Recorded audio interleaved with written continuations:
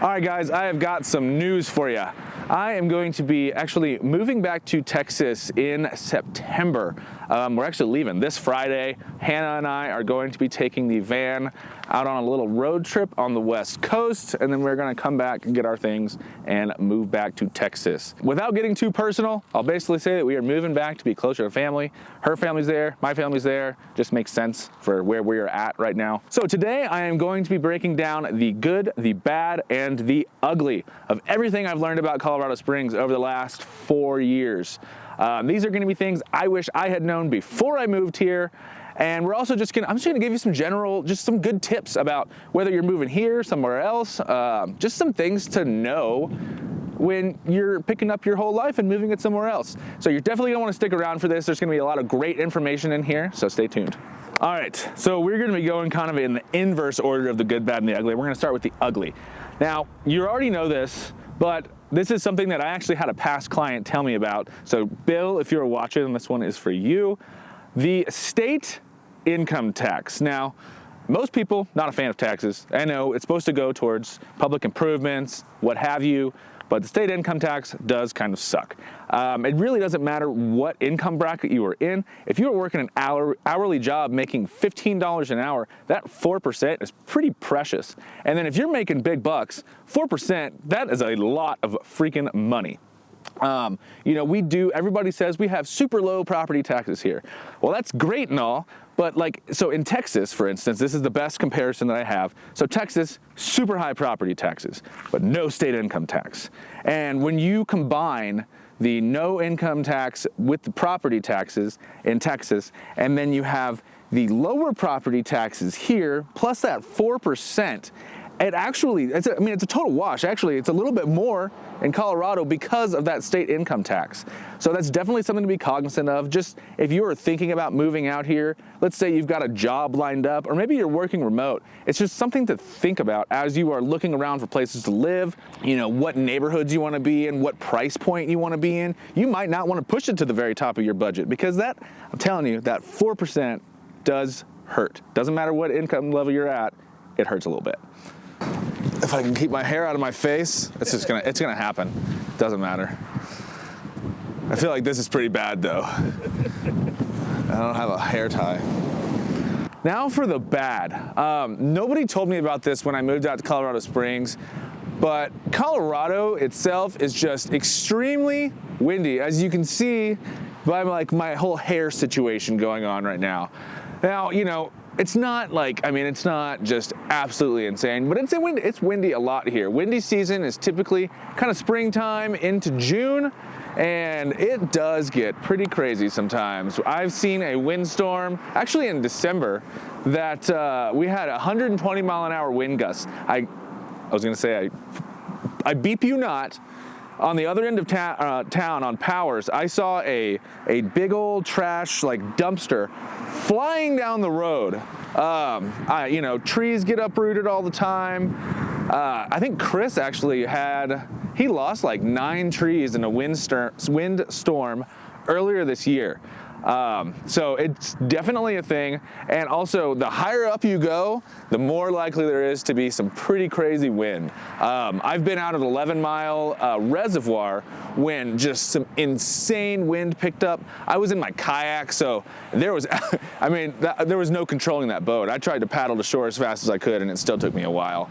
And it picks up sometimes at the drop of a hat. So just be prepared, especially if you're going out in the springtime. Just kind of expect that there might be some wind.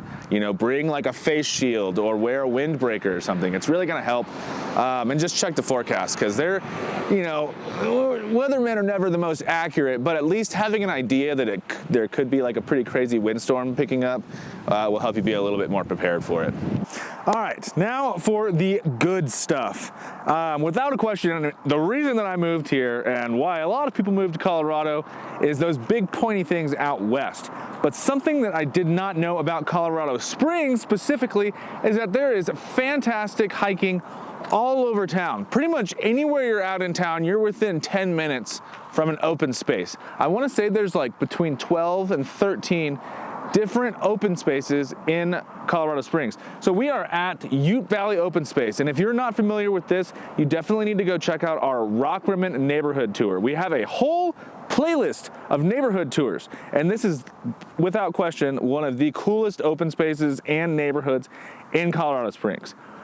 But back to the main point. There are so many activities. There is actually, so you can mountain bike in one day, all of the open spaces. There's like a trail that takes you to every single open space in Colorado Springs, from Ute Valley to Red Rocks to Cheyenne Canyon. I mean, it's kind of ridiculous.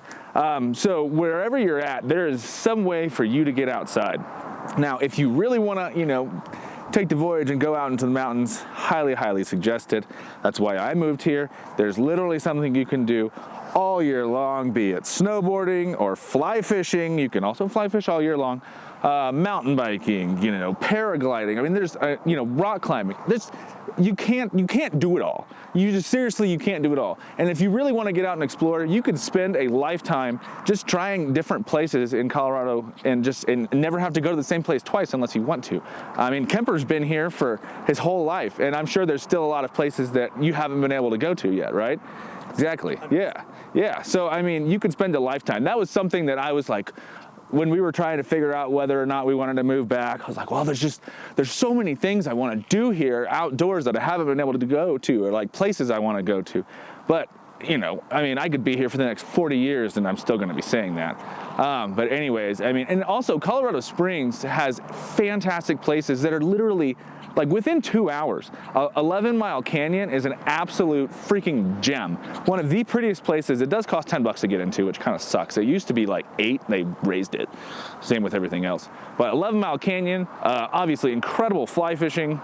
Kyle actually likes to go climbing there.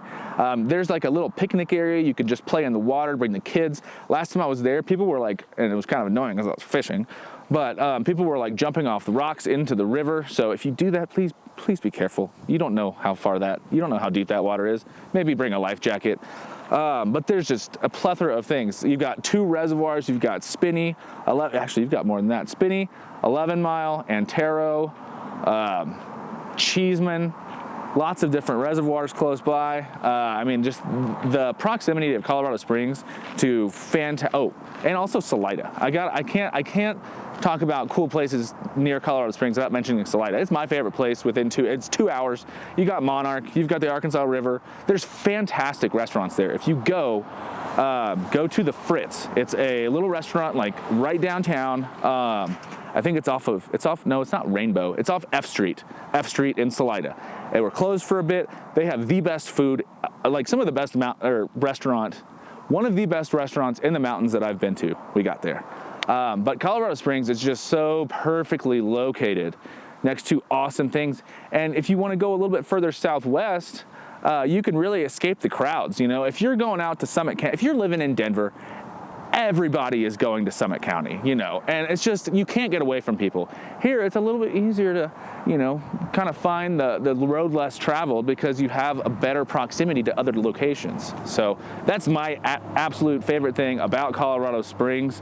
Now we're gonna go over to Old Colorado City. I've got a couple more things I wanna tell you guys about. So we're gonna head back to my neighborhood. Let's go. So funny enough, Kemper and I were just talking about the heat. It's supposed to be like 95 degrees today. So I actually wasn't even gonna talk about this originally, but it does get pretty hot here. It's a different heat, but it's not like 70 degrees in the summer. It does get toasty. So anyways, we are now in Old Colorado City. This is my neighborhood. I've lived here since I've been here. I used to live right off of Colorado here, and now I'm back a little bit further over there next to Thorndale Park. So anyways, love it out here. I chose to come to this area mostly because there's just so much to do within walking distance, which was really important to me. So I'm going to be breaking down some other little tips and tricks that I have kind of learned throughout my time here that will help you if you move here. So first and foremost, explore the different areas. We have a lot of clients that are moving from, Texas or Florida or New York or California. And yes, Colorado Springs is not like huge, like you can understand it, But when I say explore the area, I mean go there for the whole day, go walk around. If there's trails, go walk around those trails. Go to the grocery store, go to a restaurant that's nearby. Go explore that area like you are going to live there, and just do it for a day and see how it feels. Maybe if you've got more time, do it for a day or two. You might be in an area like this or close to downtown where, I mean, you just got everything at your fingertips, or out at Rockrimmon, or, you know, maybe you want to be up in Woodland Park and you've got so much to explore up there. So really dive into these different areas that you guys are looking at, because you are buying the house, but you are also buying the area that you're living in. And you want to make sure that, you know, just because the house is cool, that you're also going to enjoy the neighborhood and the community that you're living in and all of the amenities that come with it. So I would say that's my number one advice. I tell that to all my clients. When you guys come out here for visits, and you guys can attest to this that have worked with us, I say go explore that area, because I know I said this already, but just because the house is cool doesn't mean that the neighborhood is going to fit you. So that's number one, most important advice. All right, number two. There's like kind of this saying here where, you know, you want to get a south-facing driveway versus a north-facing driveway. And I'm going to be honest, I kind of thought it was a load of hooey. Like, yeah, you know, it takes a little bit longer for the snow to melt, but whatever. It actually does make a difference. So my house faces the north, and I've got kind of a dirt driveway and then a sidewalk. And that sidewalk is a hazard if it's not iced or shoveled immediately. And it takes so much longer for the driveway to thaw out. And also keep in mind, it's like a dirt driveway. So think about that. After it starts melting a little bit, and then it freezes overnight, and then it melts a little bit, and this goes on for a while. That driveway is dangerous. It's either a slushy, slippery mud pit, or it's, you know, you can ice skate on it. So if you do buy a house with a north-facing driveway, it's not the biggest deal in the world. Just make sure you get out there and freaking shovel it. If you've got a big driveway, do not get a shovel, get a push-behind snowplow. You're going to be more inclined to do it. You're going to be less inclined to hurt yourself. And it's just, yeah, it's just a fact of living out here. But the north-facing driveway, it does take a little bit longer for that snow to melt. So just keep that in mind when you're shopping around. We do have winter. It's not crazy. It's not just snow on the ground all winter long. But there is snow and ice on the ground at times, especially back in these neighborhood roads. A lot of them that don't have HOAs, they're not getting plowed. So what happens is it freezes overnight, and then it starts to kind of melt in the daytime. So you want to make sure that you either have an all-wheel drive vehicle with ideally all-terrain tires, or snow tires. If you have a two-wheel drive vehicle, what a lot of people do is they change out their tires in the winter with snow tires, and then they just have the general road tires in the summertime. Also kind of helps your tires last a little bit longer, which is nice. But yeah, it's just the reality of living out here. I had a 4Runner with mud tires, but it was two-wheel drive most of the time.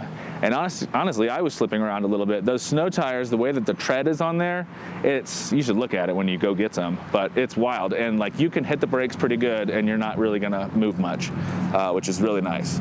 On that same vein, let's go to the opposite side, actually.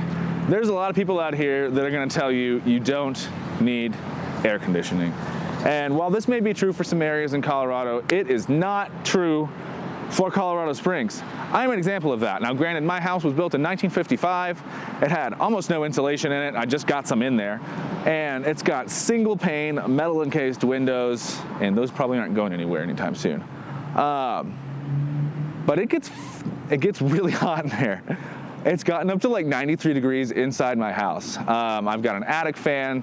There's lots of different ways around it. You know, the portable AC units, the window units. Those suck a lot of power, though. You're going to notice a difference in your utility prices if you get a window unit. Those things, they are small but mighty. But really, central air is your absolute best friend out here. Yeah, sure, you only need it really, I would say like late June through August. You only need it for 2.5 months. But trust me when I tell you, when you were laying in bed at night, sleeping on top of the sheets with no blanket, still hot and sweating, you are going to want air conditioning. It's really, I don't know. I think at some point it's going to be a requirement. All of the new builds that are being, built, they've all got air conditioning. Even like the more budget-friendly models that are getting built have air conditioning.